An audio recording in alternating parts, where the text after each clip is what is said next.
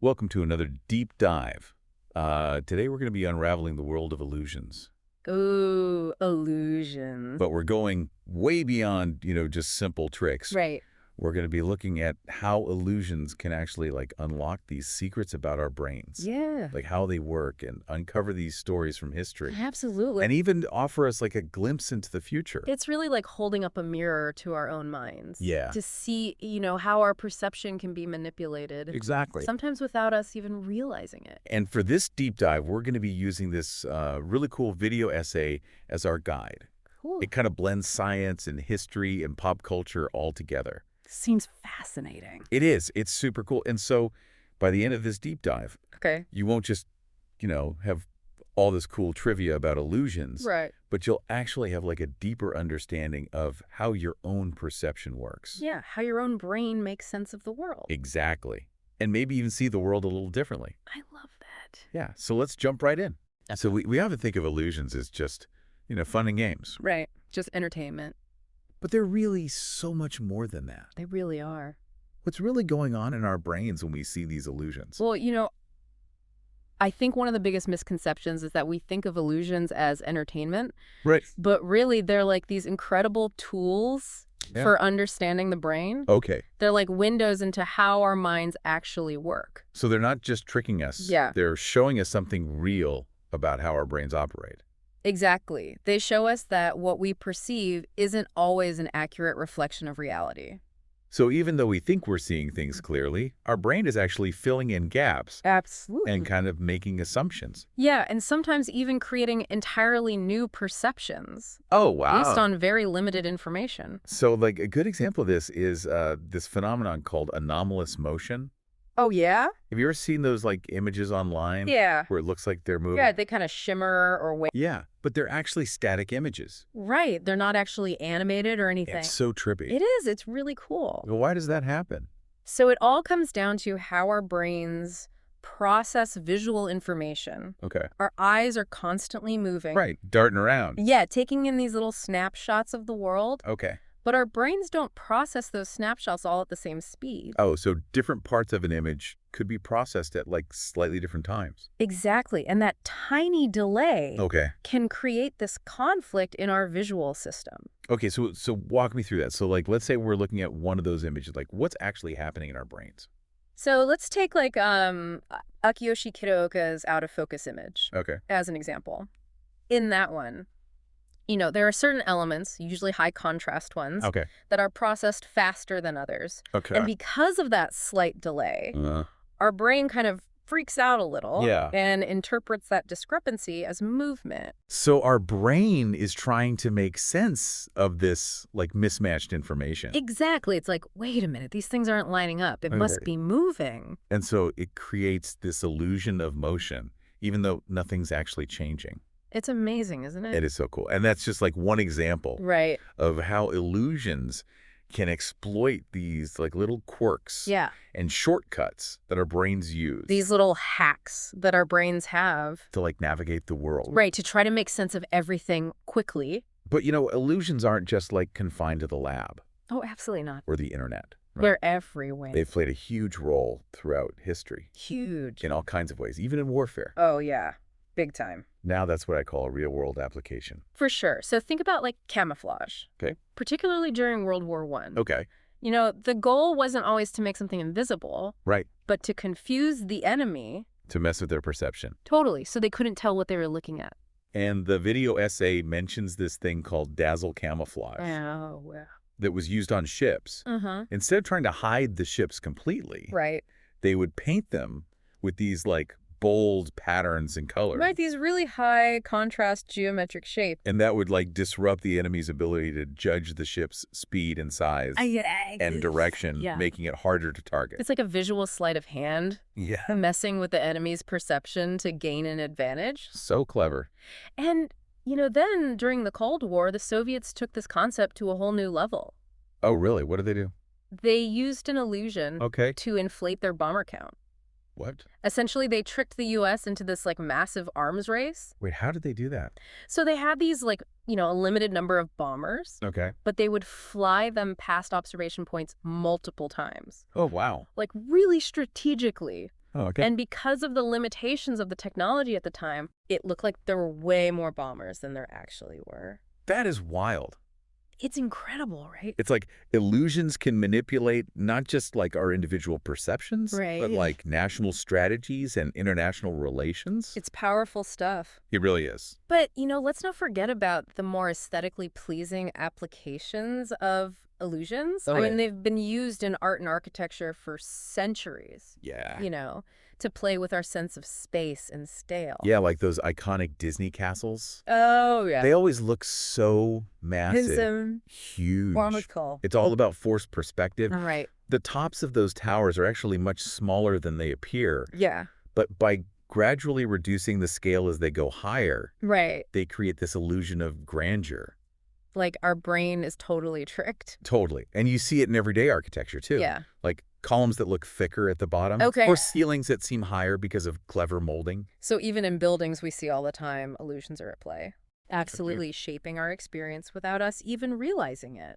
It's true. And, it's not just about the physical environment either. Right. Our cultural background plays a role in how we perceive illusions. Okay. Like how so? Well, let's take the Muller liar illusion as an Wonderful. example. I've seen that one before. Yeah, 2 lines of equal length. Right. But one looks longer because of the arrows at the ends. Yeah, why is that? Well, studies have shown that people from Western cultures who are used to seeing lots of straight lines and linear perspective. Right, like in our architecture. Exactly, are more susceptible to this illusion. Interesting. Whereas certain African tribes who live in environments with fewer straight lines. Right, more rounded structures. Yeah, they're not fooled as easily. So our cultural experiences actually shape how our brains interpret visual information. It's amazing, isn't it? That is so cool. Our brains are so adaptable. Yeah. They're constantly learning and changing based on our experiences. It's like this constant interplay between nature and nurture. Absolutely. Shaping how we see the world. It makes you wonder what other illusions are out there, just waiting to be discovered. I know. And how they might be influencing us in ways we don't even realize. It's exciting and a little bit unnerving at the same time. I agree. But that's what makes it so fascinating. Absolutely. So we've seen how illusions can like mess with our senses in all sorts of ways. Right. But are they just like, these fun little brain teasers? Yeah. Or can they actually like be used to, solve real world problems? That's where things get really interesting because illusions can actually be harnessed for practical applications. Okay. And we're talking about everything from enhancing safety to improving medical diagnoses. I think the video essay mentioned that Akiyoshi Kitoka, Oh, yeah. the artist who made that out of focus illusion, Yeah. he's actually using his knowledge of illusions to help detect glaucoma. It's amazing, isn't it? That's incredible. Right. So he's using illusions not just to trick our eyes. Right. But to potentially save people's sight. Exactly. That's powerful. It is, and then you have these things called anamorphic illusions. Okay. Which basically only makes sense from a specific viewpoint. Oh, yeah, like those 3D street art installations. Exactly. Where it looks totally distorted from most angles. Right. But then when you stand in just the right spot, it creates this mind-blowing image. It's incredible, and artists are using them to create these immersive and interactive experiences, like transforming ordinary spaces into these captivating works of art. It's like this perfect blend of art and science, right? Totally, using the principles of perspective and visual perception to just totally manipulate our sense of reality. And it's not just art, though, right? Right. Like, remember those 3D road decals? Oh, yeah. That they used to, shock drivers into slowing down? In school zones and stuff. Yeah. From the driver's perspective, it looks like there's a kid about to step into the road. It's so effective. It's genius, right? Using an illusion to enhance safety. By, grabbing your attention. Yeah, it triggers this immediate reaction. You're like, whoa. You slam on the brakes. Exactly. Because your brain is telling you there's danger. It makes you wonder, what other safety applications could we use this for? Oh, I think the possibilities are endless. Yeah. Imagine using them to create more intuitive road signs or warning systems. Yeah. Anything where you need to quickly grab someone's attention. Leveraging that power of visual surprise. Exactly. But illusions aren't just a modern thing, right? Oh. They've been around for centuries. They've played these really interesting roles throughout history. Yeah, like we talked about camouflage and warfare. Right. But they've also been used for political dissent, social commentary, Right. even artistic expression in times of censorship. It's true, like the video essay mentions this example from 18th century Britain, where supporters of the Stuart claimed the throne. Aye. They used these anamorphic images hidden on trays Really? to secretly communicate their allegiance. So it was like this hidden message Yeah, like a visual code. that only those in the know could decipher. Exactly. It's a really clever way to communicate, Yeah. especially when, expressing your views openly could be dangerous. It's amazing how people find these creative ways to get their message across. Human ingenuity is pretty incredible. It really is. But what about illusions that, like, affect our perception of history itself? Oh, that's a great point. Like, can they shed light on events that have long been shrouded in mystery? You're talking about things like the sinking of the Titanic. Exactly. There's a fascinating theory Yeah. about the role of optical illusions in that tragedy. I think I read about this. Yeah. Something about atmospheric conditions Right. creating mirages Exactly. on the night the Titanic sank. So there's this thing called a thermal inversion, which happens when a layer of warm air sits on top of a layer of cold air. Okay. And that causes light to bend in unusual ways. And that can create mirages, Yeah. making objects appear higher or low, Yeah. or even disappear completely. Exactly. So if the conditions were right that night, Uh-huh. it's possible that the iceberg wasn't even visible to the Titanic's crew. It's a chilling thought, isn't it? It really is. And it's not just the iceberg. Okay. There's speculation that the California... Oh, the ship that was closest to the Titanic yeah. that night. They might have also been affected by these mirages. So their delayed response. Which has always been controversial. Yeah. Could have been due to these misinterpretations of visual information. Caused by these atmospheric illusions. It's a haunting possibility. It is. And it reminds us that even with advanced technology and experienced crews, Yeah.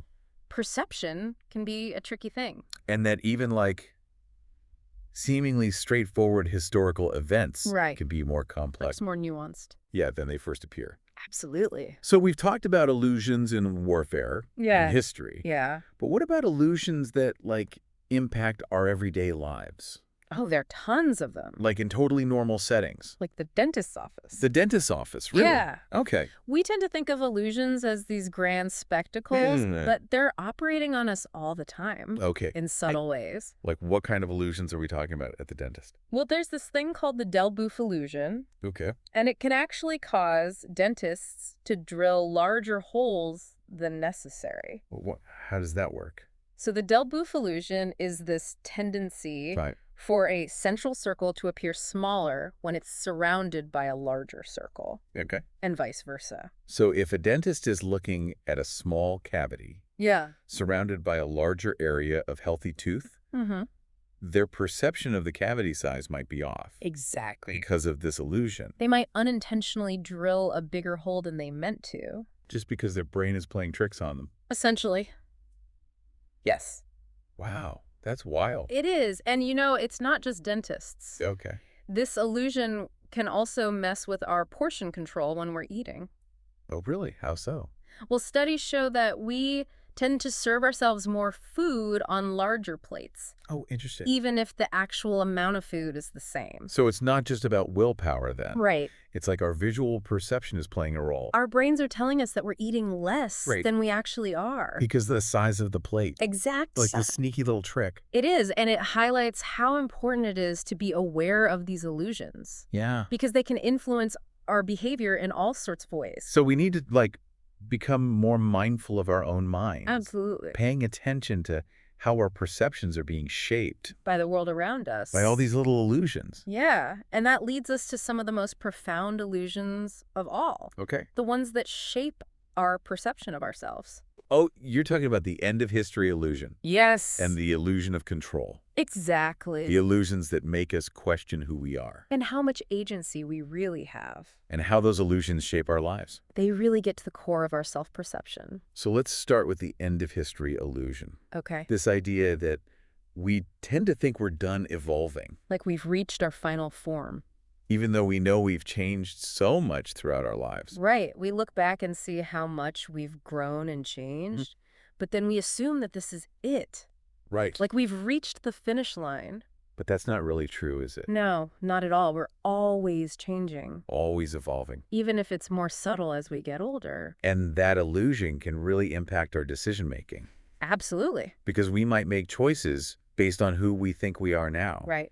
Not realizing that our future selves might be totally different. Different values. Yeah. Different goals, different priorities. It's like we're trapped in this time warp. Of our own making. Clinging to this outdated version of ourselves. And that can really limit our potential. It can, and the video essay quotes psychologist Daniel Gilbert, Okay. who says it perfectly. What does he say?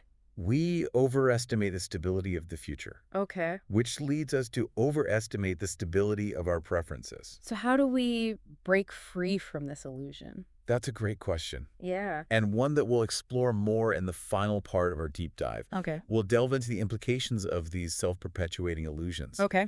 And talk about strategies for cultivating a more flexible and adaptable sense of self. So welcome back to our deep dive into illusions. We've seen how they can fool our senses and shape our history. And even mess with our everyday decisions. Right. But I think some of the most mind-bending illusions are the ones that cloud our perception of ourselves. Like the end of history illusion, which makes us think we've reached this final version of ourselves. Right, like we're done evolving. Even though we know deep down that we're constantly changing. And as we were discussing earlier, that illusion can lead us to make choices. That might not align with our future selves. Right, like our values and goals could be totally different down the road. Exactly. So how do we break free from this self-imposed box? How do we acknowledge that we're always changing without losing our sense of identity? Well, it's like this paradox, right? It is. It's a tricky balance. We want to feel grounded in who we are, but also open to growth and change. And that's where the illusion of control comes into play. Okay, remind me what that one is again. So it's this tendency we have to overestimate our influence on outcomes. Even when things are mostly due to chance? Right, or factors outside our control. Like the video essay talked about that study with the traders. Oh, yeah? Who had those fake buttons that they thought could control stock prices. And the traders who felt the most in control, the ones who really believed they were manipulating the market, they actually performed the worst. So it's like clinging to that illusion of control can actually make us less adaptable. Absolutely. And lead to worse decisions. It's counterintuitive, isn't it? It really is. But here's the thing. A healthy dose of the illusion of control can actually be a good thing. Oh, really? Yeah. It can motivate us to take action. To set goals. To strive for improvement. So it's like finding that sweet spot. Right. Where it's pushing us forward. But not blinding us to reality. Exactly. We need to recognize when it's serving us. And when it's holding us back. It's like anything else in life, right? Right. Moderation is key. It's about understanding that we do have agency. We have the power to make choices. But also accepting that there are limits to our control. Right. Some things we just can't influence. That's okay. So it's this balance between taking responsibility for our actions and surrendering to the uncertainties of life. And in that surrender, in letting go of the need for absolute control, that's where we can truly embrace the journey of becoming. So instead of trying to define ourselves as this finished product, we should see ourselves as a work in progress. Absolutely. Constantly evolving and adapting. And that's a much more liberating perspective. I like that. Yeah, it allows us to approach life with curiosity. With openness. With a willingness to embrace the unknown. Because who knows what we might discover. Exactly. And that's the exciting part. But I mean, our world often values certainty and predictability, right? It does. It's all about having the answers. Having it all figured out. But maybe that's the real illusion. Thinking that we need to have all the answers. That there's some endpoint to strive for. Maybe the journey itself is the destination. I love that. It's about the growth. The learning, the constant evolution. So as we wrap up this deep dive, let's leave our listeners with a few key takeaways. First, be mindful of the illusions that are shaping your perception. The ones you encounter in the world. And the ones you create within yourself. Second, cultivate a healthy skepticism. Towards your own perceptions. Don't take things at face value. Question your assumptions. Be open to different perspectives. And finally, embrace the journey of becoming. Yeah. Recognize that change is inevitable. That's the only constant. And it's in those moments of change, of stepping outside our comfort zones, that we truly grow. and discover who we really are. It's like those optical illusions that shift and transform before our eyes. Yeah. The world is constantly in flux. And so are we. Embrace the mystery, the uncertainty, the beauty of it all. So until next time, keep your eyes open, your minds curious.